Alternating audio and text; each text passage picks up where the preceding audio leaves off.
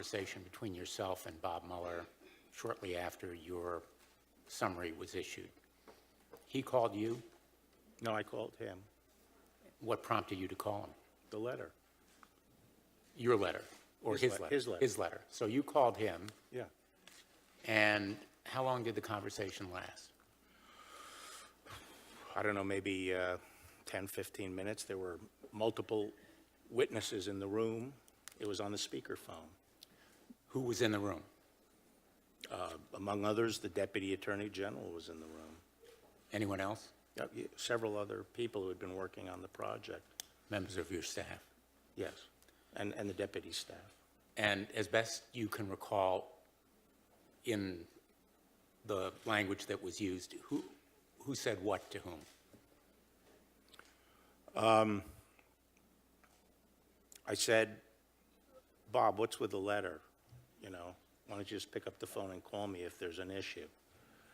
And he said that they were concerned about the way the media was playing this and felt that it was important to get out the summaries, which they felt would put their work in proper context and avoid some of the confusion that was emerging. And I asked him if he felt that my letter was misleading or inaccurate, and he said no, that the press, he felt that the press coverage was, and it was, and that a more complete picture of his thoughts and the context and so forth would deal with that.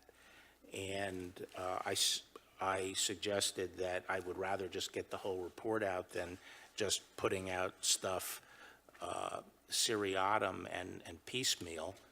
And but I said I would think about it some more. And the next day I put out a letter that made it clear that no one should read the March 24th letter as a summary of the overall report, and that a full account of Bob's Mueller's thinking was going to be in the report, and everyone would have access to. But there's nothing in Robert Mueller's letter to you about the press. His complaint to you is about your characterization of the report, correct? Well, the letter speaks for itself. It does. And in fact, in response to your question, why not just pick up the phone? This letter was an extraordinary act. A career prosecutor rebuking the Attorney General of the United States, memorializing in writing, right? I know of no other instance of that happening. Do you? I don't consider Bob at this stage a career prosecutor. He's had a career as a prosecutor. Well, but he's was a very eminent He was the head of the FBI for 12 years.